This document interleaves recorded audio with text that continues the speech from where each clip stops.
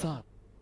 नमस्कार, आप देख रहे हैं के न्यूज इंडिया। मैं हूं आपके साथ शैलेंद्र चौहान। प्रधानमंत्री किसान सम्मान निधि भारत सरकार की महत्वपूर्ण योजनाओं में से एक है, जिसका फायदा उन किसानों को मिलता है जो छोटे किसान हो या सीमांत किसान हो।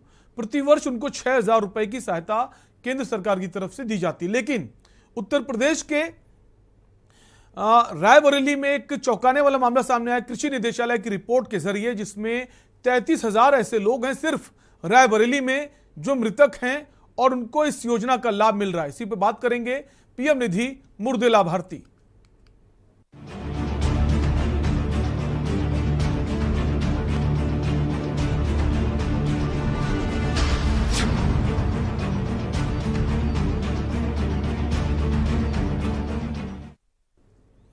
कृषि निदेशालय लखनऊ से भेजी गई रिपोर्ट में खुलासे से हड़कंप मच गया है। रिपोर्ट में पता चला है कि ऐसे करीब 33,000 लोग मर चुके हैं जिनके नाम पर लगातार किसान सम्मान निधि ली जा रही है। रायबरेली जिले में 33,936 ऐसे किसान हैं जो दस्तावेजों में मृत होने के बाद भी पीएम सम्मान निधि का लाभ ले रहे हैं। कृषि निदेशालय लखनऊ से भेजी गई रिपोर्ट में इसका खुलासा हुआ है। निदेशालय की तरफ से भेजी गई सूची के आधार पर कृषि विभाग जिले की 6 तहसीलों के उप जिलाधिकारियों को पत्र भेजकर मृतक किसानों का सत्यापन कराने के लिए कहा गया है। आपको बता दें, प्रधानमंत्री नरेंद्र मोदी ने 2019 में प्रधानमंत्री किसान सम्मान निधि योजना की शुरुआत की थी। योजना के तहत साल में हर किसान के खाते में 6,000 रुपए भेजे जा रहे हैं। जून माह में कृषि निदेशालय से उप कृषि निदेशक कार्यालय को उन किसानों की सूची भेजी गई जो पीएम सम्मान निधि योजना के लाभार्थी हैं, लेकिन उनकी मौत हो चुकी है। निदेशालय के पत्र कृषि विभाग ने सलोन, लालगंज, रायबरेली, डलमऊ, ऊंचाहार, महाराजगंज तहसील के उप जिलाधिकारियों को मृतक किसानों की सूची देकर सत्यापन कार्य कराने के लिए कहा है। अफसर बताते कि तहसील के सत्यापन के बाद ही पता चल पाएगा कि किस मृतक किसान ने कितनी पीएम सम्मान निधि का लाभ लिया है। यह पता चलने पर संबंधित पैसे की वसूली करके उनके परिजनों से उसकी वसूली कराई जाएगी। न सिर्फ रायबरेली ही बल्कि प्रदेश के सभी जिलों में निदेशालय की तरफ से मृतक किसानों की सूची भेजकर जांच कराने के लिए कहा गया है। जाहिर है कि पीएम सम्मान निधि का लाभ लेने में भी मानकों को ताक पर रखा जा रहा है। आपको बता दें कि विरासत की रिपोर्ट से यह सच सामने आया है। दरअसल वर्ष 2019 से लेकर अब तक राजस्व विभाग की ओर से जिले में 52,897 मृतक किसानों की विरासत दर्ज कराई गई है। इनमें से 33,936 जिन मृतक किसानों की विरासत दस्तावेजों में दर्ज कराई गई है वो प्रधानमंत्री किसान सम्मान निधि योजना के लाभार्थी भी थे। राजस्व विभाग की ओर से ये रिपोर्ट शासन को भेजी गई थी। अब कृषि निदेशालय की तरफ से मृतक किसानों की सूची उप कृषि निदेशक कार्यालय भेजी गई। वहीं जिले के 3,000 ऐसे लोग हैं जो इनकम टैक्स देने के बाद भी पीएम सम्मान निधि का लाभ ले रहे थे। मामला पकड़ में आने के बाद इनकम टैक्स वालों से वसूली की जा रही है। अब तक विभाग की तरफ से 8 लाख की वसूली की जा चुकी है। शेष लोगों से भी वसूली कराई जा रही है। अब बड़ा सवाल यह है, क्या उत्तर प्रदेश में रायबरेली के अलावा ऐसे और कितने जिले हो सकते हैं जो मरने के बाद भी सरकारी योजनाओं का लाभ उठा रहे हैं। इसी पर हम बात करेंगे। हमारे साथ कुछ खास मेहमान भी जुड़ेंगे और हमारे जो संवाददाता हैं मनीष अवस्थी रायबरेली से, उनसे भी हम जुड़ेंगे, उनसे जानेंगे कि अब तक क्या कुछ किया गया प्रशासन की तरफ से ऐसे लोगों के खिलाफ, कितनी वसूली कब की जाएगी, कैसे की जाएगी।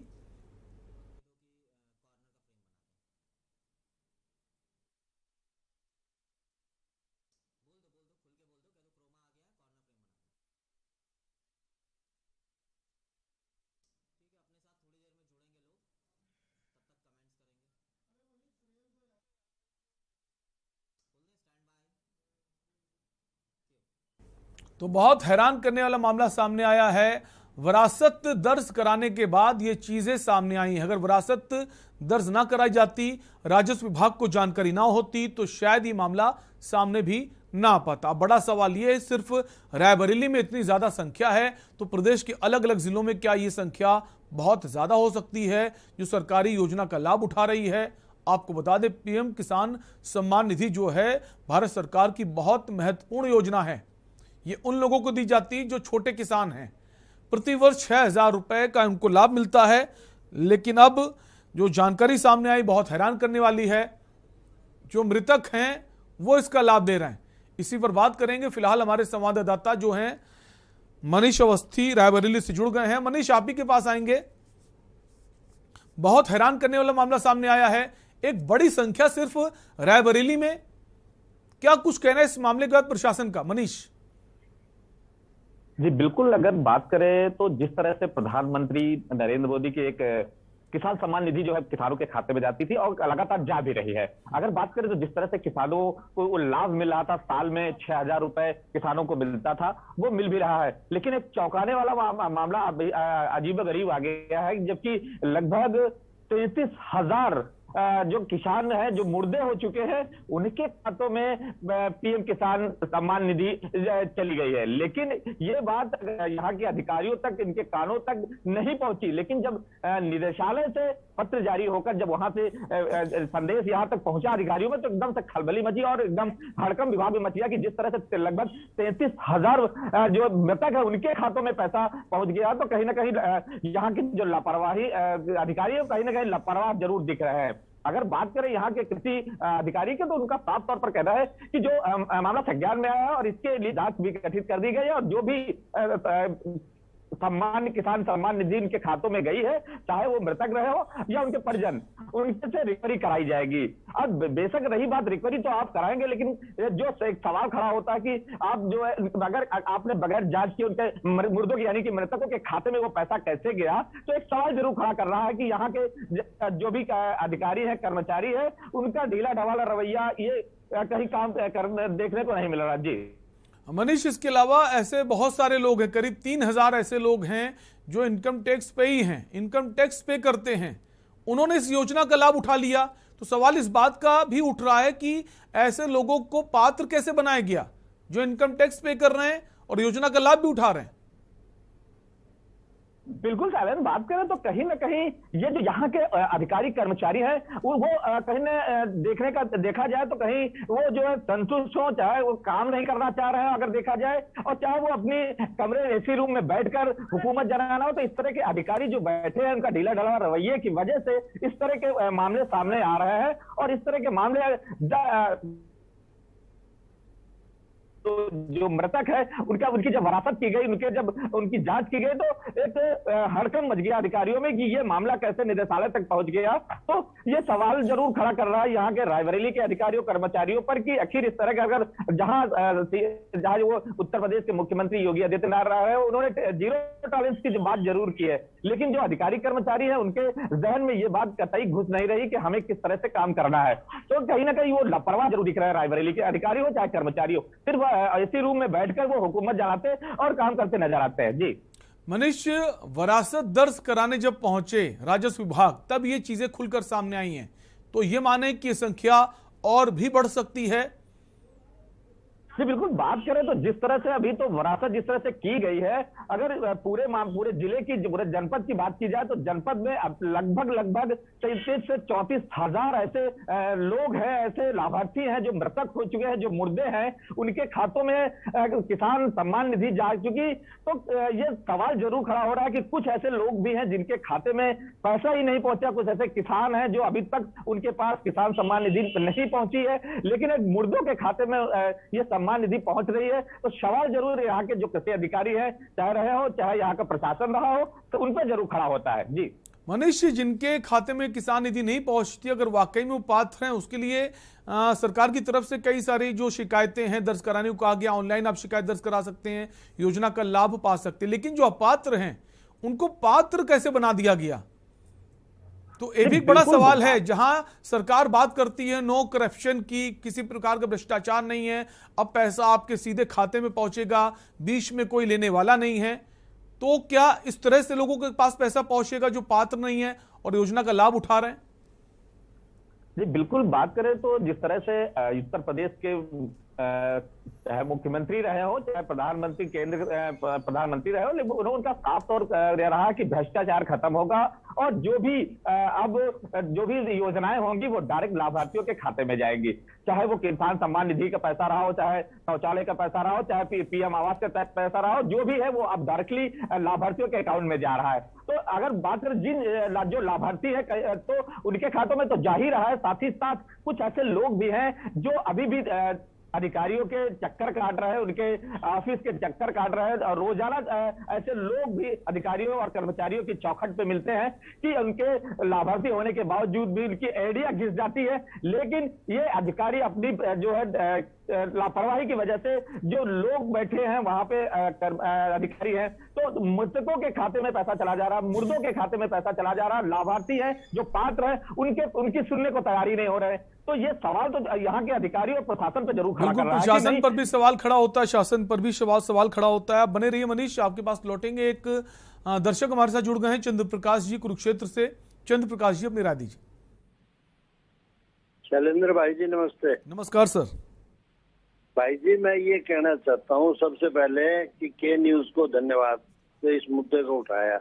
अब मैं बात ये कहना चाहता हूँ कि अगर गांव है तो सरपंच, अगर शहर है तो पार्षद, अगर शहर है तो एमएलए, अगर शहर है तो एमपी, ये लोग रेस्पॉन्सिबल होते हैं, क्योंकि इनके माध्यम से ही पता चलता है कि कौन जो है बीपीएल कार्डधारी है और कौन इनकम टैक्स पेई है।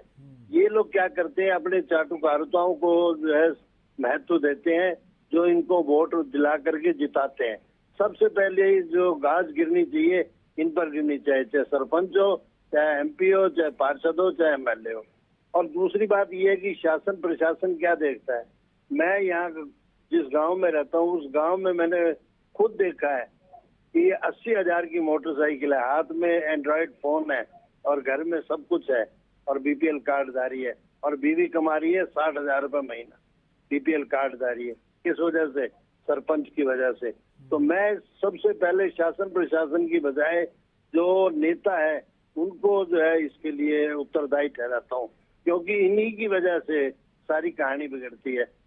शासन जो है, नरेंद्र मोदी जो है जो ग्रामीणों के लिए, किसानों के हित के लिए योजनाएं ला रहे हैं और वहाँ दूसरे लोग उसको खा रहे हैं, और वो भी जो इस संसार में नहीं है, दिवंगत हो चुके हैं। अंत में मैं ये कहना चाहता हूँ के न्यूज चैनल को धन्यवाद, इस मुद्दे को उठाया और इसको मूर्त रूप मिलेगा और इस समस्या का निदान होगा, ऐसा मेरा के न्यूज पर बहुत बहुत शुक्रिया चंद्र प्रकाश जी आपका। एक और कॉलर जुड़ गए हैं, राजू हैं नोएडा से। राजू जी, अपनी राय दीजिए। सर नमस्कार। नमस्कार सर। बहुत बहुत धन्यवाद, आप जो एक अहम से जानकारी दिखाए हैं इसके लिए बहुत बहुत धन्यवाद। और ऐसी बहुत सारी जानकारी मिल जाएंगी यदि आप और थोड़ा प्रयास करेंगे तो। शुक्रिया आपका। तो हम बात कर रहे हैं प्रधानमंत्री किसान सम्मान निधि की योजना की, जिसकी मंशा जो है छोटे किसानों को लाभ पहुंचाना है, लेकिन बहुत सारे ऐसे लोग हैं जो इसका लाभ ले रहे हैं, बहुत सारे ऐसे लोग हैं जो मृत हो चुके हैं और उन्होंने इसका लाभ लिया है। रायबरेली से जो आंकड़ा है बहुत चौंकाने वाला आया है, और अब सवाल इस बात को लेकर उठ रहे हैं उत्तर प्रदेश में ऐसे और कितने जिले हैं और कितने लोग हैं जो इस योजना का लाभ ले रहे हैं। और मामला यह भी कि इनकम टैक्स जो पे कर रहे हैं वो भी इसका मामला लाभ ले रहे हैं। अब रिकवरी की बात सामने आ रही है, रिकवरी करेगी सरकार, लेकिन उससे पहले आपको आंकड़ा निकालना होगा ऐसे कितने लोग हैं पूरे प्रदेश में या फिर दूसरे प्रदेशों में भी, क्योंकि जिस तरह से आंकड़ा आया बहुत हैरान करने वाला आया है। और अगर विरासत दर्ज न कराई जाती, राजस्व विभाग को जानकारी ना होती, तो शायद ये पता चलना भी बहुत मुश्किल होता। और जैसा हमारे अभी कॉलर बोल रहे थे कि जो शहर में एमएलए होता है और गांवों में अगर चले जाएं तो जिला पंचायत होता है, प्रधान होता है, तो जो प्रधान होते हैं गांवों की उनकी जिम्मेदारी भी बढ़ती है कि उनको पता होता है कौन व्यक्ति किस योजना का लाभ ले रहा है और वाकई में वो पात्र है या नहीं भी है। तो कई जगह ये भी हो सकता है मिली भगत हो, जो प्रधान है जिला पंचायत की उनको जानकारी होती है, लोग उनको चुनाव लड़वाते हैं तो उनको लगता है कि अपने लोगों को इसका फायदा दिया जाए। तो क्या अब उन लोगों पर भी गाज गिरेगी? रिकवरी कैसे होगी, बड़ा सवाल है। जो मृतक हो चुके हैं कौन उनका पैसा अदा करेगा? प्रशासन के लिए मुश्किलें बहुत हैं और जो सरकार की तरफ से दावे किए जाते हैं उस पर भी सवाल खड़े हो रहे हैं कि अब जो पैसा है डीबीटी के माध्यम से आपके बैंक अकाउंट में पहुंचेगा। ठीक है, बैंक अकाउंट में पैसा पहुंचेगा, जितना आप भेजेंगे उतना पहुंचेगा, लेकिन किसको पहुंच रहा है और कैसे पहुंच रहा है और ये सब हुआ कैसे, इसको लेकर एक बार फिर से आपको विश्लेषण करने की जरूरत है। और संबंधित अधिकारी जो है, जो सत्यापन करते हैं, वो सत्यापन कैसे कर देते हैं? क्या वो जमीन पर जाकर जो संबंधित पात्र है उसकी जो वेरीफाई करते हैं ठीक से नहीं करते हैं, या फिर दफ्तर में बैठकर ही जो डाटा कलेक्ट हो गया सिर्फ उस पर साइन करना, उस पर उसको रजिस्टर कर देना? तमाम सारे सवाल अब खड़े होने लगे हैं कि जो योजना के पात्र हैं क्या वाकई में पात्र हैं। हमारे साथ मनीष बने हुए लगातार रायबरेली से, मनीष के पास ही आएंगे। मनीष, अब रिकवरी करना एक बड़ा टेढ़ी खीर है, आखिर रिकवरी कैसे होगी? बहुत आसान नहीं है। बिल्कुल जी, बिल्कुल शैलेश, बात करें रिकवरी की तो जिस तरह से प्रशासन की ढीला ढवाली से लगभग 33,000 जो मृतक है उनके खातों में किसान सम्मान निधि पहुंच गई है। अब वैसे तो नहीं लगता कि वो रिकवरी हो पाएगी, लेकिन फिलहाल यहाँ के जो कृषि अधिकारी है उनका साफ तौर पर कहना है कि लगभग 33,000 जो लाभार्थी है उनके खातों में पैसा चला गया है और उनके खातों से या उनके रिकवरी कराई जाएगी। लेकिन अब तो ये बड़ा सवाल खड़ा हो चुका है कि अगर आपने पहले ही ये जांच या सत्यापन कर लिया होता, वरासत देख ली होती, तो शायद इतनी बड़ी लापरवाही न देखी जाती कि लगभग 33,000 जो एक बड़ी मानक है जिस लोगों के यानी कि मुर्दों के खाते में चली जाती है धनराशि और अब तक इसकी खबर नहीं लगती। जब निदेशालय से आप लोगों के कान में जू रेखती है, तो क्या कर रहे हैं रायबरेली के अधिकारी? तो सोचने वाली बात होगी। तो ऐसे अधिकारियों, ऐसे कर्मचारियों को तो शासन और प्रशासन जो बैठा है, चाहे वहां के जिलाधिकारी हो और चाहे यहाँ के जो भी अधिकारी हो, उस पर लगाम लगानी चाहिए। जी बिल्कुल लगाम लगानी होगी। और अब सवाल इस बात को लेकर भी उठ रहा है और कितनी ज्यादा संख्या हो सकती है। आप बने रहिए मनीष, लौटेंगे आपके पास, फिलहाल एक ब्रेक का वक्त है, आप बने रहिए हमारे साथ, जल्द लौटेंगे।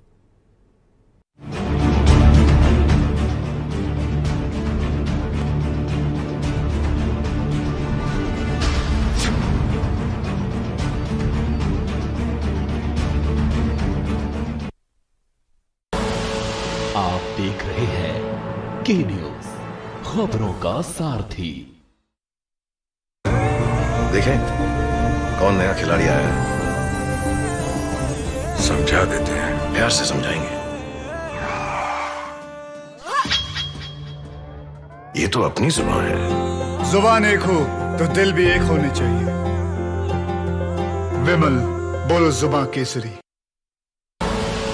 आप देख रहे हैं के न्यूज, खबरों का सारथी।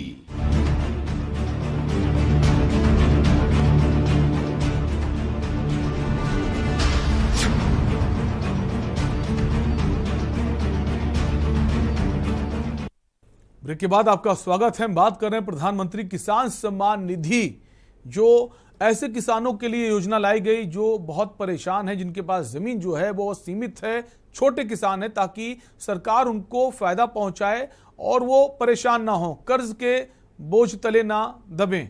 लेकिन जो ये योजना है, इस योजना का ऐसे बहुत सारे लोग फायदा उठा रहे हैं जो इस दुनिया में भी नहीं है, जो इनकम टैक्स पे कर रहे हैं, इनकम टैक्स पे करने वाले भी इसका लाभ उठा रहे हैं। और ये हैरान करने वाला मामला सिर्फ रायबरेली से आया है। रायबरेली में इतनी ज्यादा संख्या में लोग हैं जो वरासत दर्ज कराने पहुंचे थे राजस्व विभाग, और राजस्व विभाग से मामला कृषि निदेशालय पहुंचा और कृषि निदेशालय की रिपोर्ट ने हैरान कर दिया। 33,000 ऐसे लोग हैं जो मृत हैं, दुनिया में है नहीं, और उनको किसान सम्मान निधि का लाभ मिल रहा है। इसी पर हम बात कर रहे हैं। कुछ खास मेहमान हमारे साथ जुड़ेंगे। फिलहाल मनीष हमारे साथ बने हुए हैं, मनीष के पास वापस लौटेंगे। मनीष, जब ये आंकड़ा आया रायबरेली से, हैरान करने वाला, इतनी ज्यादा संख्या में लोग इसका फायदा उठा रहे हैं, जो वहां के इलाकाई लोग हैं, उनका क्या कुछ कहना है? क्या जो ऐसे लोग हैं जिसका फायदा उठा रहे हैं उनमें क्या स्थिति है, और जो इससे संबंधित नहीं है उनका क्या कुछ कहना है? जी बिल्कुल, अगर बात करें तो जिस तरह से लाभार्थियों जो मृतक हैं, जो मुर्दे हैं, उनके खातों में पैसा जा चुका, लेकिन कुछ ऐसे लोग भी हैं जो इसके लाभार्थी हैं और उन्हें भी पैसा पहुंचा। साथ ही साथ अगर बात करें तो रायबरेली में अगर लगभग 33,000 ऐसे मृतक लोग हैं जिनके खाते में ये पैसा गया है, और उसके बाद भी कुछ ऐसे लोग हैं जिनको प्रधानमंत्री किसान सम्मान निधि का लाभ ही नहीं मिल पा रहा है। तो ऐसे में उनको भी देखने की जरूरत है। उनका साफ तौर पर कहना है कि बताइए, जैसे हम लोगों को तो यहाँ भी नहीं आ रही है और मुर्दों के खाते में जा रही है। अगर मुर्दों के खाते में ना जाकर मेरे खाते में आती तो ये हम लोगों को इससे बेनिफिट मिलता, मुझे लाभ मिलता। तो जो पैसा उनके मुर्दों के खाते में जा रहा है वो कहीं ना कहीं गलत तरीके से जा रहा है, और उस प्रशासन को चाहिए कि उसको रिकवर करा के जो कुछ लोगों के खातों में पैसे नहीं जा रहे, जिनके खाते डैमेज हैं, जो प्रधानमंत्री किसान सम्मान योजना के लाभार्थी हैं, जो पात्र हैं, उनके सही तरीके से जांच कर उनके खातों में इस पैसे को ट्रांसफर करना चाहिए। तो ये इस तरह के जो है रिस्पॉन्स जो क्षेत्र है, जो लोग हैं, उनसे आ रहा है। जी मनीष, क्या ऐसे लोगों की बहुत ज्यादा संख्या है जिनको योजना का लाभ मिलना चाहिए, नहीं मिल रहा है? जैसा कि आप बता रहे, बहुत सारे ऐसे लोग हैं जिनका कहना है कि हम पात्र हैं, हमें इसका लाभ नहीं मिल रहा है, पैसा नहीं पहुंच रहा है। क्या उन्होंने अप्लाई नहीं किया या अप्लाई करने की कोशिश नहीं की, या फिर पात्र हैं, अकाउंट में पैसा नहीं पहुंचा? जी बिल्कुल, बात करें तो रायबरेली में ऐसे हजारों लोग हैं जो किसान हैं और उन्होंने इसका रजिस्ट्रेशन बराबर करवाया है, बराबर फॉर्म उन्होंने भरे हैं, लेकिन जो लोग उनके खाते कहीं डैमेज हो जा रहे हैं। वो यहाँ पे जो ऑफिस से बैठे हैं उनके चक्कर काट रहे हैं ऑफिस के कि मेरे अकाउंट में पैसा नहीं जा रहा, तो वो बहाने करने से बात भी नहीं आ रहा है। वो सारा मामला जो है अपने जो जिनके जूनियर है, जो उनके डाल देते हैं, उनके सर मर देते हैं। और देखने की वाली बात यह है कि वो उनका ढीला ढाला रवैया, आ जाओ कल आओ परसों आओ करके जो है हफ्तों चक्कर काट रहे हैं। तो ऐसे में एक सवाल जरूर खड़ा हो रहा है प्रशासन पर कि गलत तरीके से जो मुर्दे हैं उनके खातों में किसान सम्मान निधि जा रही है और जो पात्र हैं उनके खातों में नहीं जा रही है। तो ये ढीला ढाला रवैया ठीक नहीं है, और इस ढीले ढाले रवैयों पर यहाँ का जो उत्तर प्रदेश शासन है वो सख्त होना चाहिए। इस तरह की जो 33,000 मुर्दों के खाते में पैसा गया है, और ये पैसा अगर जो पात्र है उनके खातों में जाता तो उनको कहीं ना कहीं किसान जो अपनी खेती कर रहा है उससे कुछ सुकून मिलता। तो ये एक सवाल जो यहाँ के प्रशासन पर जरूर खड़ा हो रहा है। जी मनीष, जो प्रशासन के अधिकारी हैं संबंधित, उनका क्या कुछ कहना है इस पूरे मामले को लेकर?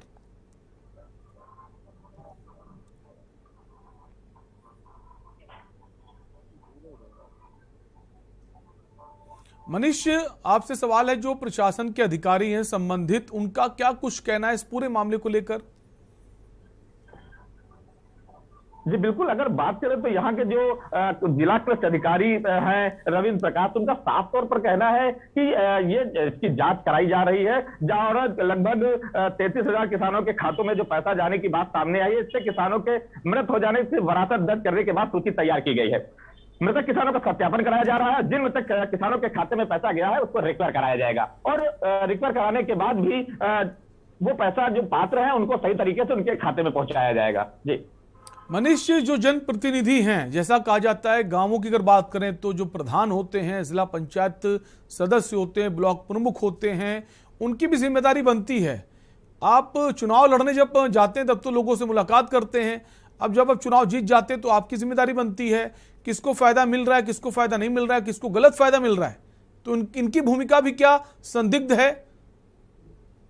शैलेंद्र, बात करें तो चाहे वो ग्राम हो, चाहे वहां का क्षेत्रीय विधायक रहा हो, चाहे जिला पंचायत रहा हो, या यहाँ का सांसद कोई भी यहाँ का बड़ा नेता हो चाहे छोटा नेता हो, अगर सबकी बात करें तो वोट के समय ही वो वोटरों के घर जाते हैं और तरह तरह के बहाने करके उन्हें लुभाने का काम करते हैं। लेकिन जैसे ही राजनीति और चुनाव का माहौल खत्म होता है और जैसे ही लाभार्थी जो कोई पीड़ित है, जब उनके दरवाजे पर उनकी कुंडी खटखटाता है तो उनका साफ तौर पर कहना होता है कि ये काम आपके जिलाधिकारी का है, ये काम आपके पुलिस अधीक्षक का है, ये काम आपके स्वास्थ्य विभाग का है, तो वहां पे इनको पल्ला बेचकर पल्ला झाड़ लेते हैं। तो इस तरह के सवाल यहाँ के तो संदिग्ध है। ऐसे में देखा जाए तो यहाँ के जो राजनीतिक दल है वो भी संदिग्ध के घेरे में है। जी मनीष जी, जैसा अब कहा जा रहा है कि अब रिकवरी की जाएगी जिन्होंने इसका फायदा उठाया, जो मृतक हैं, इसके अलावा जो इनकम टैक्स पे कर रहे हैं, तो क्या इसके पहले क्या ऐसा कोई नियम नहीं बनाया जा सकता है कि जो पात्र हैं और उनकी अगर डेथ हो जाती है उसके बाद भी अगर वो उसका फायदा उठा रहे हैं तो ऐसा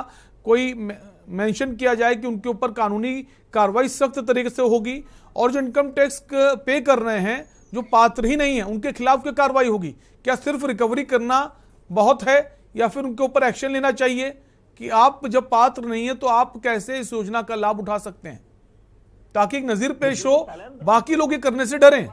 क्योंकि जो पैसा है ये आम जनता का है, आम जनता टैक्स भरती है, उन टैक्स भरे वो जो पैसे होते हैं उसका फायदा तमाम योजनाओं के तहत लोगों को मिलता है। जी बिल्कुल शैलेंद्र, अगर बात करें तो जिस तरह से ये फर्जी तरीके से ये बड़ा खेल और ये बड़ा घोल आप देख ही रहे हैं, जिस तरह से एक लगभग 33,000 मुर्दों के खाते में पैसा चला जाना एक बड़ी बात है, छोटा मामला नहीं है, ये बड़ा मामला है। तो ऐसे में अगर ये 33,000 लोग मुर्दों के खाते में पैसा चला गया है और जो इनकम टैक्स दे रहे हैं उनके खातों में भी पैसा जा रहा है, तो अगर वो पात्र नहीं है तो ऐसे लोगों पे यहाँ का प्रशासन अगर चाबुक नहीं चलाएगा तो ये दोबारा के लिए उनके लिए एक संदेश होगा, ताकि जो पात्र हैं लाभ ना मिल सके, जो पात्र हैं उनको ही लाभ मिले। लेकिन ये जो प्रशासन है बैठा है वो जो चला गया सो चला गया, लेकिन अगर इस पर कुछ कार्रवाई, इसके लिए एक नया गाइडलाइन, एक नया कानून पारित कर दे तो शायद ऐसे लोगों पे ये संदेश जरूर सटीक बैठेगा कि नहीं, वो दोबारा से इस तरह के जो अपात्र लोग हैं वो इस तरह की हरकत ना करें और उसका लाभ ना ले पाए। जी सालेब। बिल्कुल मनीष, आप बने रहिए। एक और बहुत खास मेहमान हमारे साथ जुड़ गए हैं, पीयूष पंत जी, वरिष्ठ पत्रकार हैं। सर बहुत बहुत स्वागत है आपका। शुक्रिया। पीयूष जी, एक बहुत महत्वपूर्ण योजना है केंद्र सरकार की, किसान सम्मान निधि योजना, प्रधानमंत्री किसान सम्मान निधि, और अब जो मामला एक सामने आया बहुत हैरान करने वाला है। जैसा आपने देखा कि रायबरेली से मामला सामने आया, बहुत बड़ी संख्या जो मृतक है और उनके खातों में पैसा पहुंच रहा है, और कुछ इनकम टैक्स पे ही हैं उनके खातों में पैसा पहुंच रहा है। जी हाँ, देखिए ये इस तरह का जो है कि ये योजना जो बहुत ही प्रचार के साथ जो है ये लाई गई थी 2019 में, प्रधानमंत्री ये किसान सम्मान निधि योजना, लेकिन लगातार ये जगह घोटालों की जो है और गड़बड़ियों का जो है शिकार होती रही है। क्योंकि देखिए इसमें जहां तक ब्यूरोक्रेसी का सीधे सीधे इन्वॉल्वमेंट है, तो जब तक ब्यूरोक्रेसी की ईमानदारी नहीं होगी तो इस तरह के गड़बड़ियां होते रहेंगी, घोटाले होते रहेंगे। हालांकि यहाँ पे अभी जो सूचना आ रही है उसमें ये कहा जा रहा है कि जिस तरह से अगर जो किसान जो है जिनकी मृत्यु हो चुकी है उसके बावजूद वो ये किसान सम्मान निधि ले रहे थे तो उनके परिवार से वसूली की जाएगी। लेकिन सवाल यहाँ पे ये है कि क्या इस तरह का प्रावधान इस योजना में है कि इसकी सूचना दी जाए कि कोई किसान मरता है तो किसान के परिवार को वो लाभ नहीं मिलेगा, क्योंकि किसान जो है वो किसान का परिवार किसानी करता है, सिर्फ किसान अकेला नहीं करता है। तो अगर ये इसमें स्पष्ट है कि नहीं योजना में कि सिर्फ किसान व्यक्ति को मिलेगा, न कि उसके परिवार भी, उसका जैसे पेंशन होती है वो जो है जो व्यक्ति सरकारी व्यक्ति जिसको पेंशन मिलती है उसके बाद उसकी विधवा को भी पेंशन मिलती है, तो यहाँ पे जो किसान का पूरा परिवार ही किसानी करता है तो उसका हकदार उसको माना जा सकता है, क्योंकि ये एक सहायता राशि है किसानों को देने के लिए, जो किसानों की जो हालात जो है ऐसे हैं कि जहाँ पे उनकी जो खेती है इतनी महंगी हो चुकी है कि उनके लिए बड़ी दिक्कतें हो रही है, इसलिए ये निधि दी गई है ताकि उनकी जिंदगी थोड़ी आसान हो सके। तो मुझे लगता है कि ये तमाम चीजें हैं। और देखिए इस तरह के घोटाले होते हैं, जिस तरह की सरकारी योजनाएं आती हैं, हर सरकार में जो योजनाएं आती हैं उसमें इस तरह के घोटाले होते रहते हैं, जब तक कि इसमें ज्यादा विजिलेंस नहीं होगा और लगातार जो है आप मॉनिटरिंग नहीं करेंगे। बिल्कुल, मॉनिटरिंग तो एक बड़ा सवाल है। सर आप बने रहिए, एक कॉलर जुड़ गए हमारे साथ, नीतू लखनऊ से। नीतू जी अपनी राय दीजिए। जी हाँ सर, हमारा मानना ये है कि प्रधानमंत्री सम्मान निधि हो या राशन वितरण, इन योजनाओं का लाभ का लालच देकर वोट तो सरकार ने ले लिए, तब जांच क्यों नहीं की गई? और अचानक से रायबरेली में 33,000 मृतक कहाँ से आ गए? इनकी गणना कहाँ से आ गई? क्या ऐसा है कि कोरोना से इनकी मृत्यु हो गई? कुछ ना कुछ तो कहीं गड़बड़ हुई है। और सरकार को अब याद इसलिए आ रहा है क्योंकि अब सरकार के पास फंड का बहुत अभाव हो गया है। वोट ले लो पहले योजनाओं के नाम पर, बाद में अब रिकवरी का आदेश दे दोगे किसी और को, और फिर ये रजिस्टर्ड लोगों के अकाउंट में वैसे भी ईमानदार सरकार के नाम से जो जानी जाती है कि हमने ईमानदारी से पैसा भिजवाया, तो सर ये कैसे चला गया अकाउंट में पैसा? और फिर उनके घर वाले ये पैसे का भुगतान क्यों करेंगे? ऐसा कहाँ किस उसमें लिखा हुआ? संविधान में ऐसा कहीं नहीं है। और जांच पहले क्यों नहीं की गई? बिल्कुल, शुक्रिया आपकी राय के लिए। पीयूष जी, वापस आप ही के पास आएंगे। सर, जैसा मृतक हैं वो तो ठीक है, ऐसी भी बहुत सारी संख्या है, 3000 ऐसे लोग हैं जो इनकम टैक्स पे करते हैं, उनको भी फायदा पहुंच रहा है। तो ये लापरवाही क्या प्रशासन की, घोटाला कहें? घोटाला तो तब कहा जा सकता है कि अधिकारियों को कुछ फायदा पहुंचा हो किसी को लाभ देने में, तो यहां लापरवाही ज्यादा नजर आ रही है। पीयूष जी, नहीं देखिए, अब ये जांच का विषय है कि ये जिनके खाते में पैसे जा रहे थे वाकई वो किसान थे या किसान के नाम पे जो मर चुके किसान हैं किसी और के खाते में जा रहे थे। अगर किसी और के खाते में जा रहे थे तो ये घोटाला है। और अगर जो है कि मृत्यु के बाद भी किसान को ही जा रहे थे तो ये कहीं ना कहीं जो है लापरवाही है ब्यूरोक्रेसी के लेवल पे, बाबुओं के स्तर पे और प्रशासन के स्तर पे, जहां पे वो काउंटर चेकिंग नहीं होती है, मॉनिटरिंग नहीं होती है।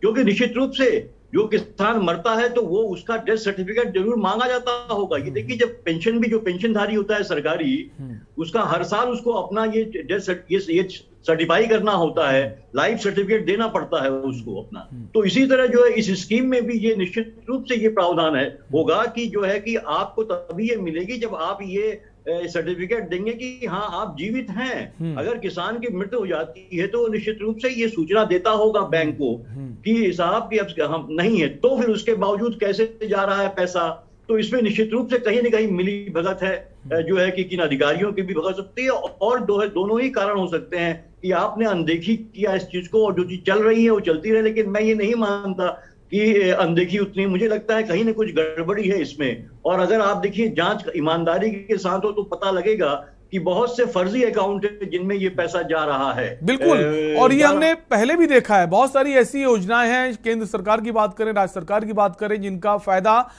लोगों को मिला ही नहीं है। और बहुत सारे फर्जी अकाउंट्स समाज कल्याण विभाग की तरफ से पैसा जारी किया गया और वो अकाउंट्स थे ही नहीं, लोगों के फर्जी नामों से कई सारे घोटाले पहले हुए हैं। तो क्या ये भी उसी कड़ी में जोड़कर देखा जाए? नहीं देखिए, ये तो जांच होगी, अगर ईमानदारी के साथ होगी जांच तभी ये चीजें सामने आएंगी, तब ये पता लगेगा कि ये घोटाला था या ये नेग्लिजेंस रही है। ये अगर नेग्लिजेंस भी रही है तो ये जो बाबू लोग थे, जो अधिकारी थे, उनको दंडित किया जाना चाहिए निश्चित रूप से। इसमें जो है जिम्मेदारी किसान के परिवार पे नहीं डालनी चाहिए, बिल्कुल ये गलत है। ये वो अधिकारी बाबू क्या कर रहे थे जो पैसा रिलीज करते हैं, ये उनकी जिम्मेदारी बनती है। अगर ये गड़बड़ियां हुई हैं तो उनकी गर्दन पे तलवार चलनी चाहिए, न कि वो परिवार से आप जो है वसूली करें। ये सरकार के साथ आसान हो गया है कि गलती सरकार की होती है या उनके मुलाजिम की होती है, और आप जो है कि वसूली जो है जनता से करते हैं, उन लाभार्थियों से करते हैं जिनके लिए आपने ये योजनाएं चलाई हैं। तो ये बहुत ही ज्यादा गलत है, क्योंकि देखिए सरकार तमाम दावों के बावजूद जो है भ्रष्टाचार मिटा नहीं पाई है, और अभी तक जो है कि हर स्तर पे जो है भ्रष्टाचार बढ़ा है। और ये जो भी रिपोर्ट आई है वो लगातार ये दिखाती हैं कि लगातार भ्रष्टाचार बढ़ा ही बढ़ा है, कम नहीं हुआ है इस सरकार के आने के बाद भी जो है। तो आप बड़ी बड़ी बातें करिए, इन योजनाओं का वही होता है जो पहले की सरकारों में भी होता था। तो आप आखिर अलग क्या कर रहे हैं? आप जो बड़ी बड़ी प्रचार करते हैं कि ईमानदार सरकार है, तो ईमानदारी कहाँ पे है? तमाम तो भ्रष्टाचार चल रहा है, हर लेवल पे चल रहा है भ्रष्टाचार। तो और योजनाओं का हश्र यही हो रहा है। ये मोदी जी कहते हैं कि पहले की सरकारों में पैसा पूरा नहीं पहुंचता था, आज पहुंच रहा है। तो अगर पहुंच रहा है तो ये पैसा बिल्कुल, आप कहते हैं कि अब हमने ऐसा सिस्टम कर दिया है कि डीबीटीपी के माध्यम से आपके पैसे डायरेक्ट आपके अकाउंट में पहुंचेंगे। लेकिन जब अकाउंट में पहुंचेंगे तो किनके अकाउंट में पहुंचेंगे? क्या जो पात्र हैं उनके अकाउंट में पहुंचेंगे? जो लोग टैक्स पे करती है जनता, और उसका पैसा गलत चीजों में जाएगा, पात्रों के पास जाएगा, तो सवाल तो उठेंगे। हमारे साथ एक और खास मेहमान जुड़ गए, मीसम जैदी, समाजवादी पार्टी के प्रवक्ता है। मीसम जी, स्वागत है आपका। मीसम भाई, आपने जैसा देखा, हम बात कर रहे हैं जो किसान सम्मान निधि है, और तमाम ऐसे लोग हैं जो इसका फायदा उठा रहे हैं, दुनिया में ही नहीं है। और ऐसे भी लोग हैं जो इनकम टैक्स पे करते हैं, पात्र ही नहीं है, वो भी इसका फायदा उठा रहे हैं।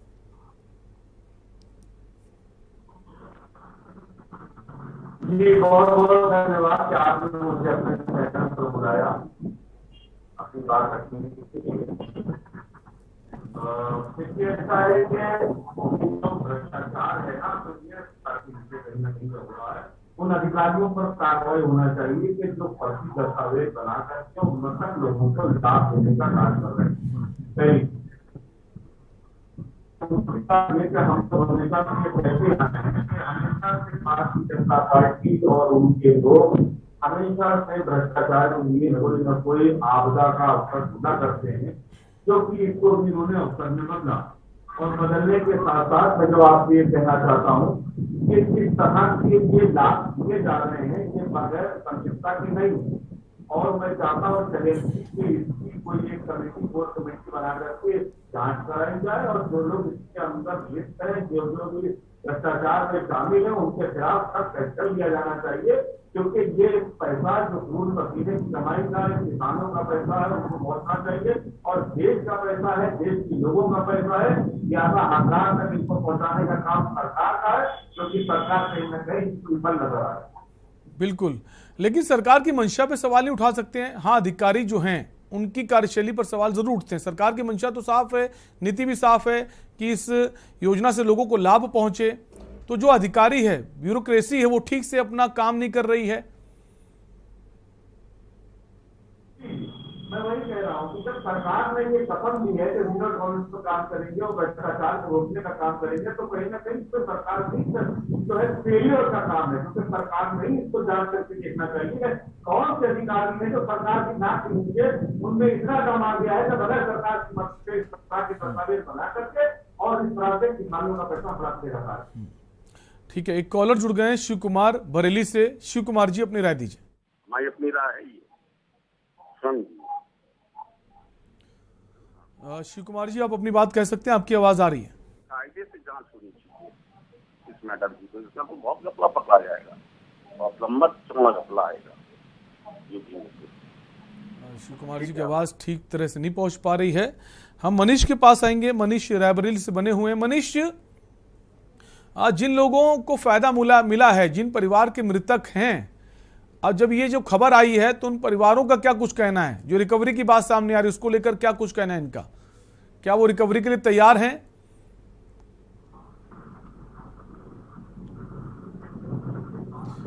मनीष, आपकी आवाज नहीं आ रही, हम चाहेंगे आप अपने फोन को अनम्यूट कर लें।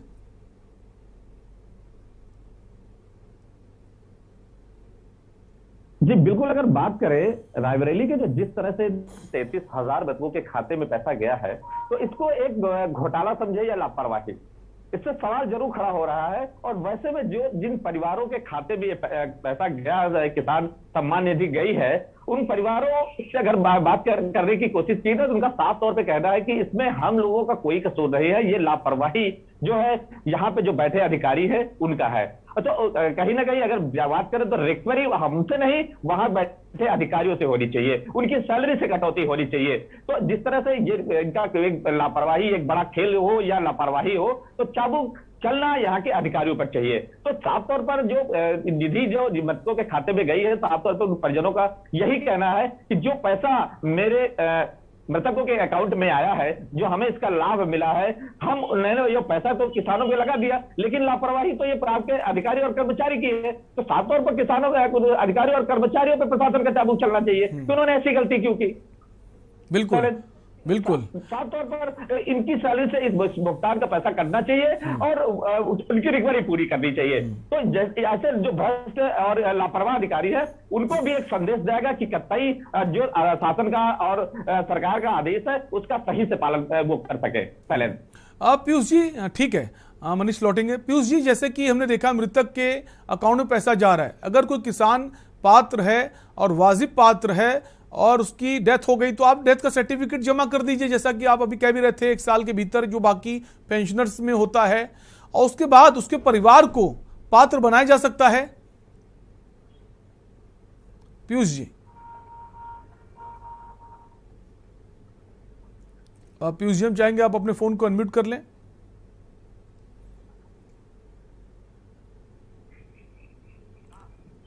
पीयूष जी, आपकी आवाज नहीं पहुंच रही, हम चाहेंगे एक बार अपने फोन को अनम्यूट कर लें।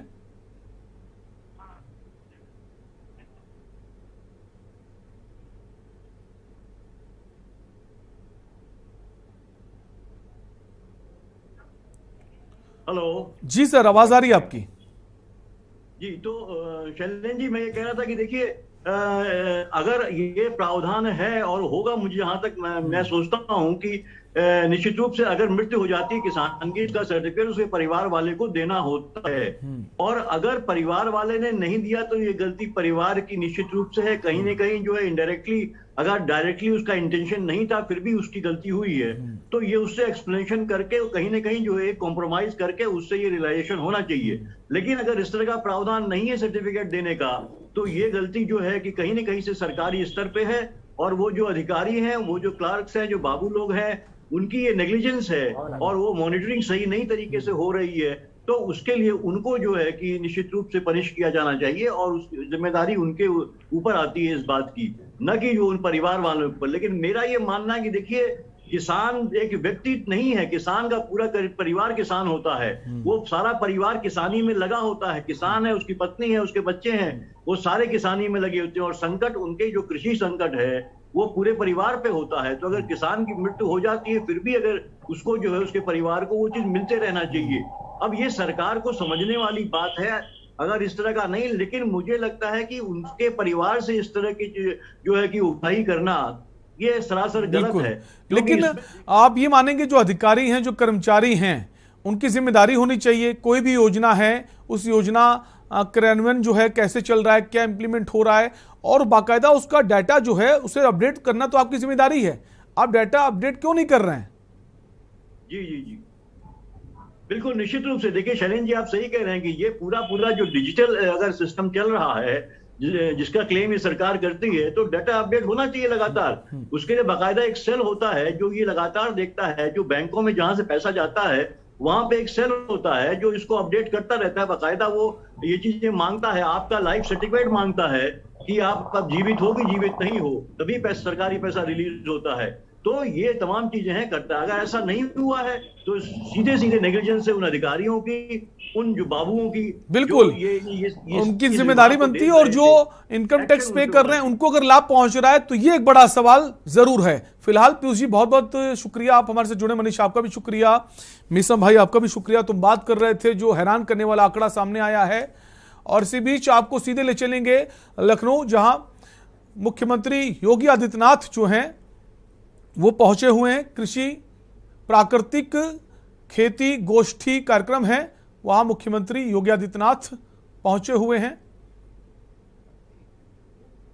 लेकिन 2017 के बाद जब आदरणीय प्रधानमंत्री जी की प्रेरणा से राज्य सरकार ने प्रदेश के अंदर सूक्ष्म लघु मध्यम उद्यम की, परंपरागत उद्यम की मैपिंग की और फिर उसके अनुरूप कार्यक्रम बनाए, आज प्रदेश के अंदर 90 लाख से अधिक ऐसे उद्यम अलग अलग स्थानों पर पूरे प्रदेश के अंदर कार्यरत हैं, और करोड़ों की संख्या में प्रदेश के नागरिकों को वहां पर रोजगार और स्वतः रोजगार के साथ जोड़ने का अवसर भी प्राप्त हुआ है।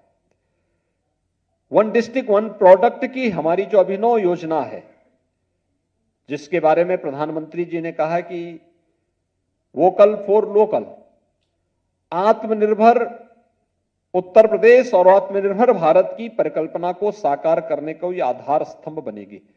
और इन दोनों को मिलाकर के हम लोगों ने इस कार्यक्रम को वन डिस्ट्रिक्ट वन प्रोडक्ट में हर जनपद की अपनी एक यूनिक प्रोडक्ट है, जिसके प्रोत्साहन के लिए प्रदेश सरकार ने उसको तकनीक के साथ जोड़ने, उसके लिए मार्केट, उसकी ब्रांडिंग और उसे हर प्रकार से प्रोत्साहित करने के लिए राज्य सरकार ने अपने स्तर पर तो प्रयास प्रारंभ किए ही हैं। अब कृषि क्षेत्र में भी हम लोगों ने इस कार्यक्रम को आगे बढ़ाना प्रारंभ किया है। जैसे सिद्धार्थनगर में काला नमक चावल, काला नमक चावल के बारे में कहते हैं भगवान बुद्ध के समय ये चावल की वैरायटी आई थी। प्राकृतिक पद्धति से जब उस खेती को लोग वहां पे करते हैं तो उसकी खुशबू अपनी कई 100 मीटर दूर तक अपने आप दिखाई देती है। और मुझे लगता है उसको पुनर्जीवित करने के लिए जो प्रयास आईसीआर के द्वारा, नरेंद्र देव कृषि विश्वविद्यालय के द्वारा, स्थानीय प्रगतिशील किसानों के द्वारा प्रारंभ हुआ है, वो अत्यंत इस समय मुझे लगता है कि बहुत अच्छी उसकी प्रोग्रेस है, बहुत अच्छी उसकी डिमांड भी देश के अंदर भी और दुनिया के अंदर भी हो रही है। ऐसे ही मुजफ्फरनगर जनपद में गुड़ की अलग अलग वैरायटी सामने आई। वहां गुड़ महोत्सव ही वहां पर आयोजित हो रहा है और गुड़ महोत्सव के माध्यम से लोगों को इसके प्रति आगे प्रेरित भी किया जा रहा है। आपने देखा होगा बहुत सारी जगह अब तो प्रदेश के अंदर सुल्तानपुर के हमारे एक प्रगतिशील किसान ने ड्रैगन फ्रूट को भी वहां पर उगाने का काम किया और सफलतापूर्वक कोई फसल ले रहे हैं। आपने देखा होगा झांसी की एक बेटी ने अपने घर की छत का उपयोग करते हुए उसमें स्ट्रॉबेरी की खेती प्रारंभ कर दी। अब वह बृहद स्तर पर खेती में इस कार्यक्रम को कर रहे हैं। उनके पिताजी बीच में मुझे मिले थे और उन्होंने मुझे बताया कि कैसे वहां पर उन्होंने इस कार्यक्रम में 1 एकड़ खेती में 10 लाख रुपए तक का उत्पादन उन्होंने वहां पर सुनिश्चित किया है। और मुझे लगता है कि किसान जब इस तरीके से खेती के विविधीकरण की तरफ भी जाएंगे तो वह उनकी आय को भी कई गुना बढ़ाने में मदद कर सकती है। इसी प्रकार से जो प्रदेश के अंदर महिला स्वयंसेवी समूह हैं, अनेक रचनात्मक कार्यक्रमों के साथ वे कार्य कर रही हैं। हमारे बुंदेलखंड की बलेनी मिल्क प्रोड्यूसर अपने आप में एक उदाहरण है। उस क्षेत्र की महिलाओं ने किस रूप में महिलाओं के स्वावलंबन की दिशा में कार्य हो सकता है, इसका एक उदाहरण प्रस्तुत किया। ऐसे ही प्रदेश के अंदर राज्य सरकार ने महिला स्वयंसेवी समूह को स्वावलंबन की ओर अग्रसर करने के लिए हम लोगों ने यह भी तय किया कि प्रदेश के अंदर जितने भी राज्य सरकार के द्वारा पोषाहार के कार्यक्रम, केंद्र और राज्य सरकार के पोषण मिशन के कार्यक्रम होंगे, इसे महिला स्वयंसेवी समूह ही अपने अपने जनपदों में संचालित करेगी और सफलतापूर्वक वह कार्यक्रम प्रदेश के अंदर वर्तमान में लागू हुआ है। कहीं पर पब्लिक डिस्ट्रीब्यूशन सिस्टम में कहीं कोई किसी भी प्रकार का कोई शिकायत आती है तो हम लोग वहां पर राशन कोठी की दुकान को महिला स्वयंसेवी समूह को सौंप देते हैं। महिला स्वयंसेवी समूह ही उसको संचालित वहां पर करे। बहुत सारे ऐसे मॉडल हैं जिसको हम आगे बढ़ाने का कार्य कर सकते हैं और इसीलिए उत्तर प्रदेश जैसे राज्य में यहां के सतत और समान विकास के लिए प्राकृतिक खेती और सूक्ष्म लघु मध्यम उद्यम, ये दोनों मिलकर के इसको बहुत अच्छे मॉडल के रूप में प्रस्तुत कर सकते हैं। कृषि विभाग के द्वारा इस कार्यक्रम को सूक्ष्म लघु मध्यम उद्यम विभाग के साथ मिलकर के आगे बढ़ाने का कार्य किया गया है। मुझे पूरा विश्वास है कि हम मिलकर के इन सभी कार्यक्रमों के माध्यम से प्रदेश के प्रगतिशील किसानों को, प्रदेश के अधिक से अधिक लोगों को इसके साथ जोड़ करके इसके माध्यम से उत्तर प्रदेश के सतत और समान विकास की प्रक्रिया को आगे बढ़ाने का कार्य करेंगे।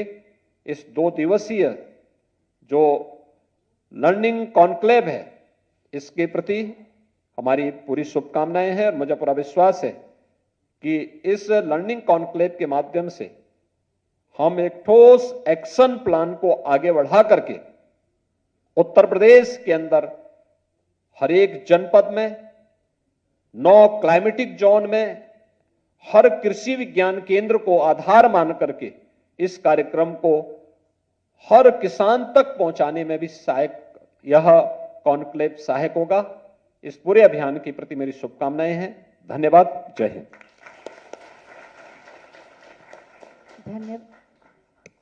धन्यवाद माननीय, आपके प्रेरणादायी मार्गदर्शन के लिए। सभी से अनुरोध है कि कृपया राष्ट्रगान के लिए अपने स्थान पर खड़े हो जाएं। सभी गतिविधियों को विराम दे दें। और फिलहाल के लिए आपसे इजाजत। देखते रहिए के न्यूज इंडिया। नमस्कार। आप देख रहे हैं के न्यूज, खबरों का सारथी। मेडिकल लाइन में पैरामेडिकल स्टाफ के तौर पर अपना सुनहरा भविष्य चाहते हैं तो 24 घंटे इमरजेंसी सेवाएं देने वाला Chandni school of nursing and paramedical centre, Vikas Nagar, Lakhanpur, Kanpur व Chandni college of nursing, Basosi, new Shivli road, Kalyanpur, Kanpur Dehat आज ही ज्वाइन करें। Registration open. इस कार्यक्रम के प्रायोजक करता है रामा हॉस्पिटल, किफायती एवं बेहतर स्वास्थ्य सेवाएं।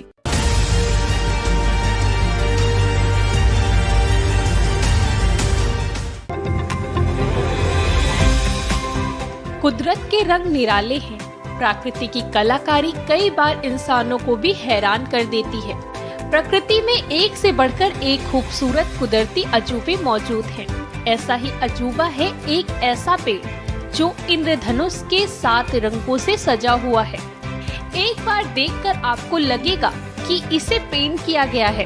प्रकृति की इस खूबसूरत कलाकारी को देखकर आप अपनी पलकें नहीं झपका पाएंगे। दुनिया में एक ऐसा पेड़ भी है जिसमें इंद्रधनुष के सारे रंग हैं। जी हाँ, यह पेड़ अपने इंद्रधनुषी रंगों के लिए जाना जाता है।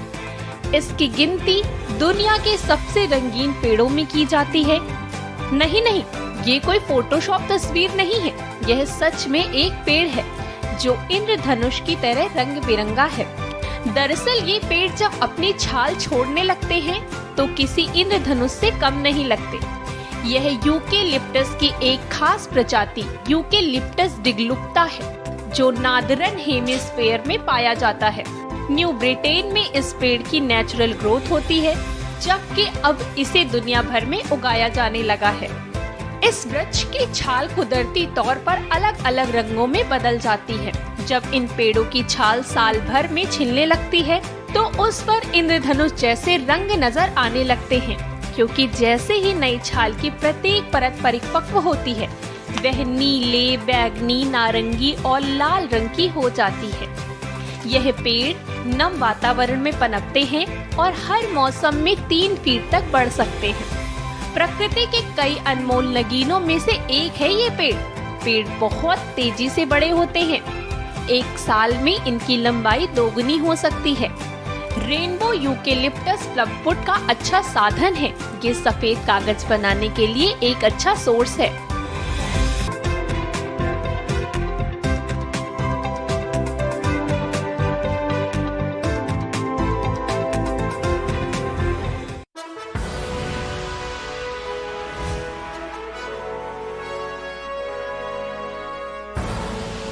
आप देख रहे हैं के न्यूज, खबरों का सारथी।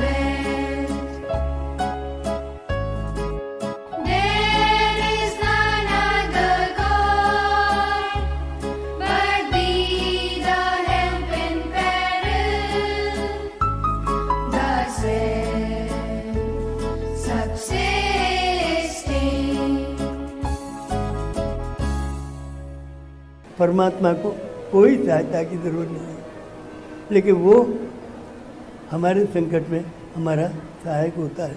प्रिय मित्रों, एक माँ थी जिसका नाम था पुतली बाई। उसके एक बेटा हुआ तो एक सहेली आई और माँ ने पूछा कि मेरा भगवान ने मुझे पुत्र रत्न दिया है, मैं इसे महान बनाना चाहती हूँ, तो सहेली तू बता कि इसको कैसे महान बना सकती है। तो उसने कहा कि तो बहुत आसान है। बोले आसान है? बोले हाँ, कैसे? अरे किसी महान से दोस्ती करा देना, तेरा बेटा में महानता के गुण आ जाएंगे तो तेरा बेटा भी महान बन जाएगा। तो माँ बोली कि ये महान व्यक्ति कहाँ मिलेगा, मैं कहाँ तलाश करने जाऊँ, और कहीं मिल भी गया तो अपनी नौकरी छोड़ के या अपना व्यापार छोड़ के मेरे गांव में क्यों आएगा, कहाँ रहेगा, कहाँ खाएगा, वो दोस्ती करने के मेरे बच्चे से क्यों आएगा। तो सहेली बोली कि देख, यदि तू इस संसार का सबसे बड़ा महान पुरुष बनाना चाहे तो बहुत आसान है। तो माँ बोली कि संसार का सबसे बड़ा महान पुरुष बनाना सबसे आसान है। बोले हाँ, वो सबसे आसान है। तो उनसे पूछा कि क्यों? तो उसने कहा कि देख, सबसे महान तो परमात्मा है, और परमात्मा को कहीं भी तलाश करने नहीं जाना, वो हमारी आत्मा में ही रहता है, बस तू उससे दोस्ती करा देना। तो माँ बोली, परमात्मा से दोस्ती कैसे होगी?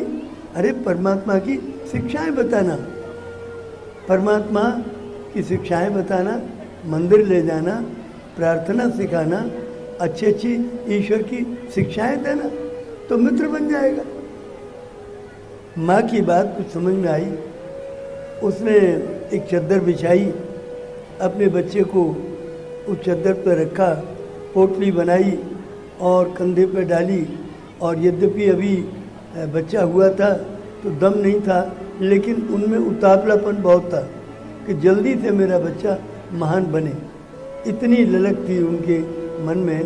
तो वो धीरे धीरे करके मंदिर पहुंच गई और जाके बच्चे को पोटली खोल दी और भगवान से कहने लगी, हे भगवान, इसे अपनी शरण में ले लो। और गुनगुनाने लगी, इसे अपनी शरण में ले लो नाथ, इसे अपनी शरण में ले लो रे नाथ, अपनी शरण में ले लो नाथ, इसे अपनी शरण में ले लो रे नाथ। रोजाना गुनगुनाती और पोटली बना के वापस आ जाती।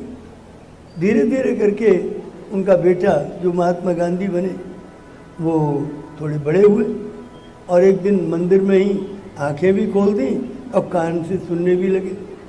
और जब सुना कान से और माँ आँखों से देखा माँ को भजन करते हुए, अपने लिए प्रार्थना करते हुए कि मेरे बेटे को अपनी शरण में ले लो, तो माँ के मित्र बन गए, माँ पे लट्टू हो गए।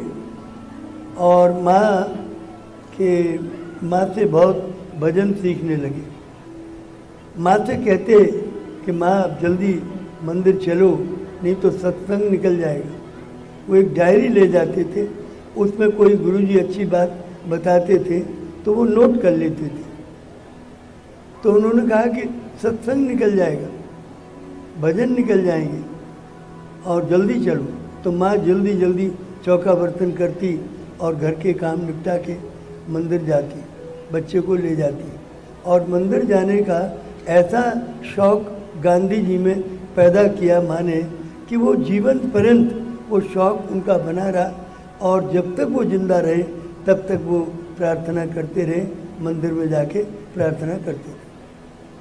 और यहाँ तक कि जब मृत्यु हुई तो वो भी बिरला मंदिर में प्रार्थना करने गए थे 30 जनवरी को, और उनको गोलियों से भून दिया गया। तो मंदिर में ही उनकी मृत्यु हुई। कहने का तात्पर्य है कि माँ जो अशिक्षित थी, इलिटरेट थी, बेपढ़ी लिखी थी, उस माँ ने अपने बच्चे को संसार का सबसे बड़ा महान पुरुष बना दिया। एक दिन हेडमास्टर आए, उनके पिताजी से बोले कि आपका बेटा बड़ा ढीठ हो गया है। ढीठ माने आज्ञा का उल्लंघन करने वाला। तो पिताजी बोले, हैं मेरा बेटा आपकी आज्ञा का पालन नहीं करता क्या? कहा नहीं करता। तब पिताजी ने पूछा, बताइए गुरुजी क्या हुआ? अरे हमारे यहाँ कल एक इंस्पेक्टर आए थे, उन्होंने बच्चों को एक शब्द दिया कैटिल, और कहा कि इसके स्पेलिंग लिखो। और सब बच्चों ने तो लिख दिए, इनको नहीं आते थे। तो जब इंस्पेक्टर क्लास में आगे निकल गए तो मैंने अपने बूट से इशारा किया कि देखो आगे वाले बच्चे से नकल कर लो। ये मेरा मंतव्य तो समझ गए, लेकिन इतने ढीठ हैं कि नकल नहीं की और ये फेल हो गए और हमारा रिजल्ट भी खराब हो गया। तो गांधी जी के पिताजी ने कहा कि गुरुजी आज तो मेरी आंखें खुल गई। ये बच्चा इतनी छोटी उम्र में ये सोचने लगा कि क्या चीज़ ईश्वरीय है और क्या चीज़ ईश्वर की इच्छा के विरुद्ध है, और इसने ईश्वर की इच्छा का पालन किया, आपकी इच्छा का पालन नहीं किया। और गुरु जी आपको ये कहता हूँ कि बच्चों को चोर मत बनाइए, नकलची मत बनाइए, झूठ बोलने वाला मत बनाइए, नहीं सारी जिंदगी ये ऐसे ही बने रहेंगे। मेरा कहने का तात्पर्य है कि बच्चे को माता पिता दोनों ने मिलकर ईश्वर की शिक्षाएं दी, सत्य, प्रेम, दया, करुणा, क्षमा, सहानुभूति, उदारता, तनोमन की सफाई, चरित्र का बल, नैतिकता, विश्वास, पात्रता, त्याग, बलिदान, सेवा की भावना, ये सारे गुण उसमें पैदा किए। और ये गांधी जी इतने महान बन गए कि आज संसार में कोई यूनिवर्सिटी बड़ी ऐसी नहीं है जिसमें गांधी जी के विचारों पर रिसर्च न होती हो। और पीएचडी और डीलिट की डिग्री हर यूनिवर्सिटी गांधी जी के विचारों में उन बच्चों को देती है जो कि सक्सेसफुल होते हैं। Before the presentation of the program, All Religion Prayer, let's ask these young learners about their understanding of religion. God has created human beings with a purpose, and the purpose is not only to worship Him, but also to know Him. God has sent various messengers in different time frames to teach moral values. Required at that time. These virtues are revealed to man progressively and cyclically. We get the knowledge of these progressive revelations through the lives and teachings of the manifestations of God.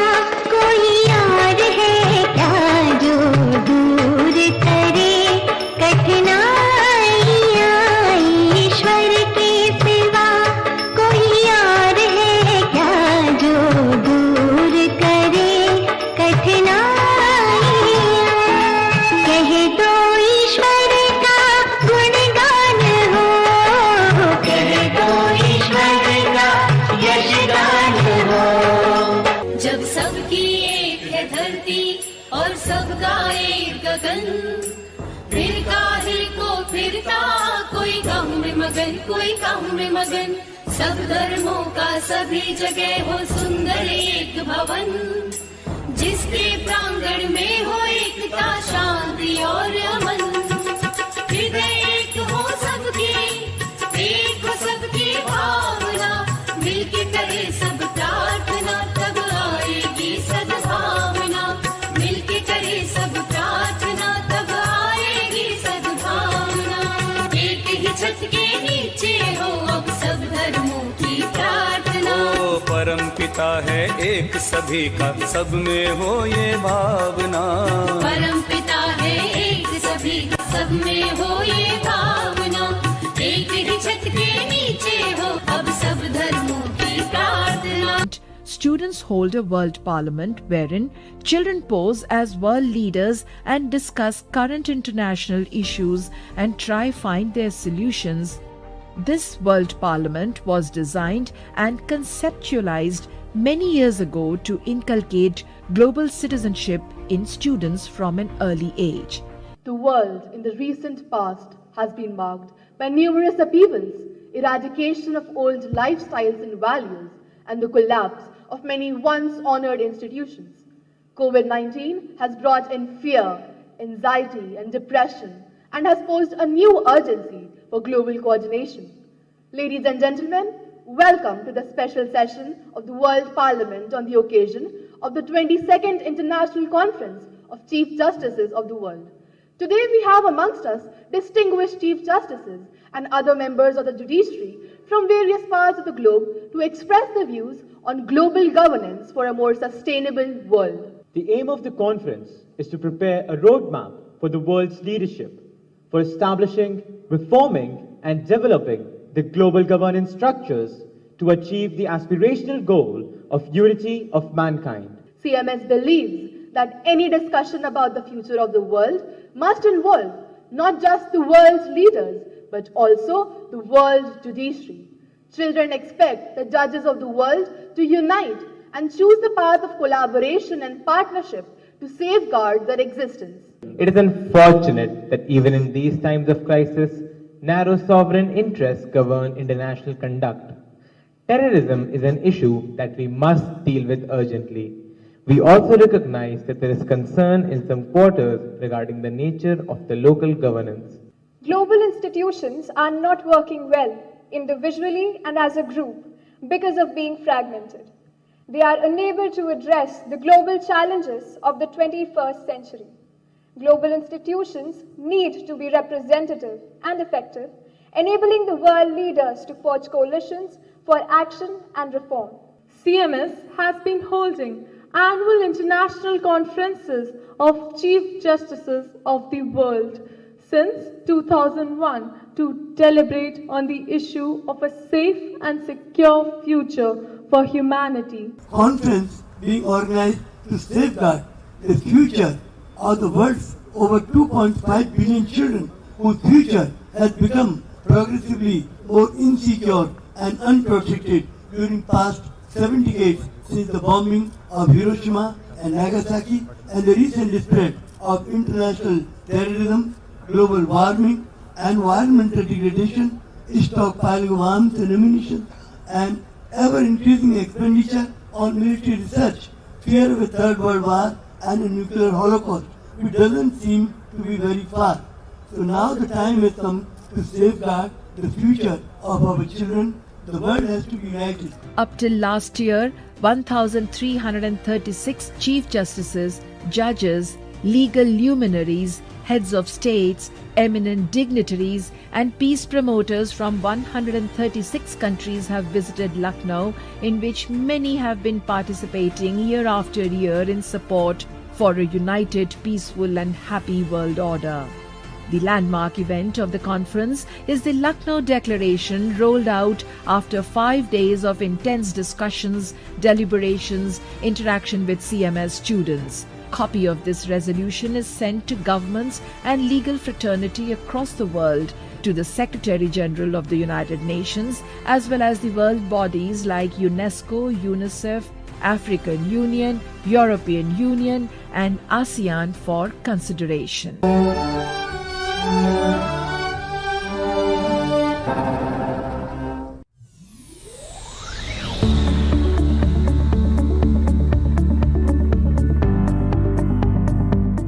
We start with Aliganj 1, where we have this beautiful new computer lab. The principal's office has just been renovated. The examination hall, the large hall at Aliganj Campus 1, has recently been renovated too. Here at Anandnagar also, we have developed a brand new computer lab on the ground floor, which accommodates more than a full section at one go, and a new library So now at Anandnagar we have a reading room for pre-primary and primary and a library for junior and senior to instill that love of reading in the students. Here at Ashrafabad campus also, a new library has been opened a few months ago.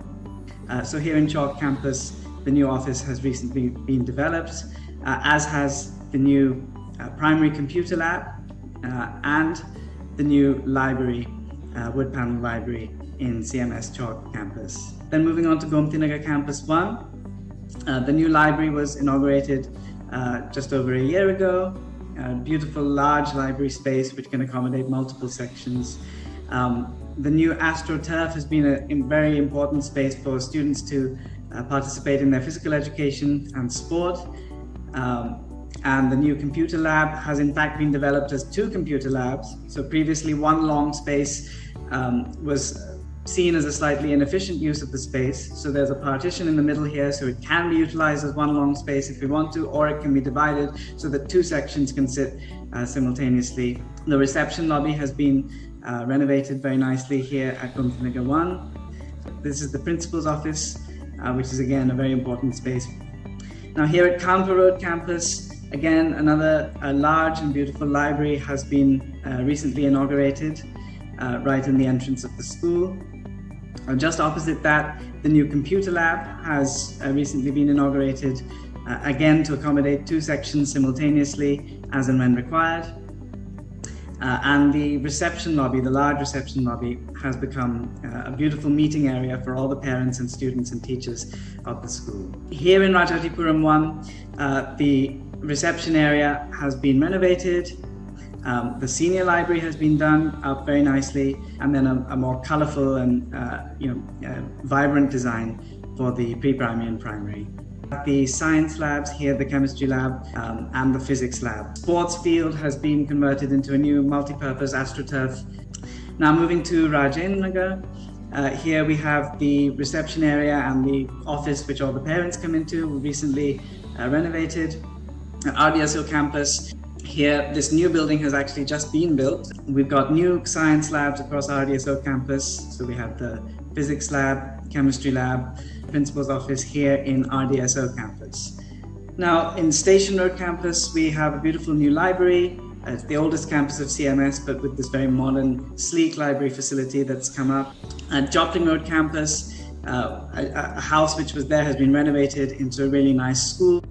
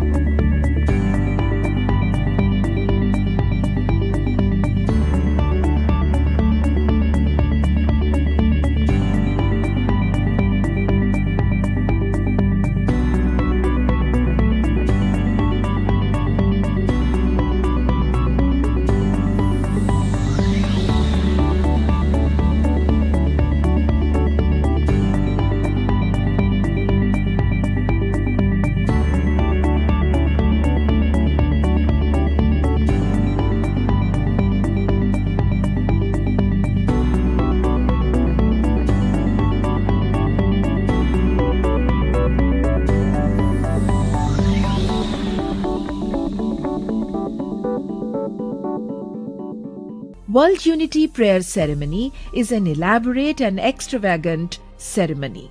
Children do a lot of research on culture, tradition, innovation in science and technology, and many more aspects of every continent which they narrate and showcase through song and dance.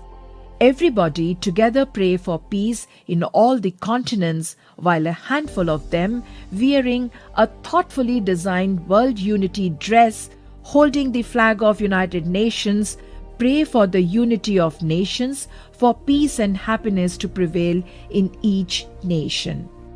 The prayer culminates in grand, colorful display of flags of every country of the world with a student holding one. As there are 193 countries in the world, one can do mental math on number of students participating at a time in this prayer. The clarion call has been raised as turmoil and tribulations grip the loved ones of the Creator. From the depths of drudgery, servitude, and differences, a message has been sent forth. The time to unite is here. This is the age in which verily most great sustainable peace will be established on earth.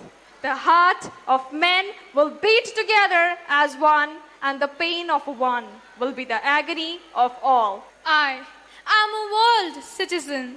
I represent all the countries of this world. I, therefore, stand before you all, impressing upon the importance of unity. There are no barriers that separate us and no boundaries that prevent us from realizing that the earth is truly one country and mankind its citizens.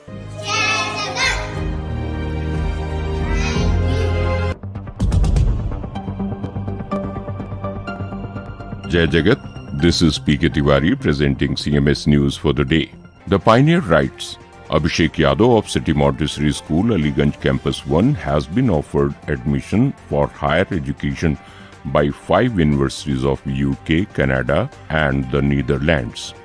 University of Glasgow, University of Sheffield and University of Warwick, UK, University of British Columbia of Canada and Eindhoven University of Technology, Netherlands have offered Abhishek admission for undergraduate course. Dainik Jagran, जन मोर्चा, राष्ट्रीय स्वरूप, कौमी खबरें, Pioneer, स्वतंत्र भारत, स्वतंत्र चेतना, Dainik Bhaskar, daily news activist, राष्ट्रीय सहारा, जन संदेश टाइम्स और स्पष्ट आवाज लिखते हैं, सिटी मॉन्टेसरी स्कूल अलीगंज प्रथम कैंपस के छात्र अभिषेक यादव को इंग्लैंड, कनाडा एवं नीदरलैंड्स के 5 विश्वविद्यालयों ने उच्च शिक्षा की पढ़ाई हेतु ऑफर दिया है। इन विश्वविद्यालयों में इंग्लैंड की university of Glasgow, university of Sheffield एवं यूनिवर्सिटी ऑफ वारविक, कनाडा की यूनिवर्सिटी ऑफ ब्रिटिश कोलंबिया एवं नीदरलैंड की आइंडहोवन यूनिवर्सिटी ऑफ टेक्नोलॉजी शामिल हैं। अभिषेक ने इस सफलता का संपूर्ण श्रेय सीएमएस के अपने शिक्षकों और विद्यालय के शैक्षिक वातावरण को दिया है। सिटी मॉन्टेसरी स्कूल के संस्थापक और प्रख्यात शिक्षाविद डॉक्टर जगदीश गांधी ने इस प्रतिभाशाली छात्र के उज्जवल भविष्य की कामना की है। So this was all for the day. Thank you and जय जगत।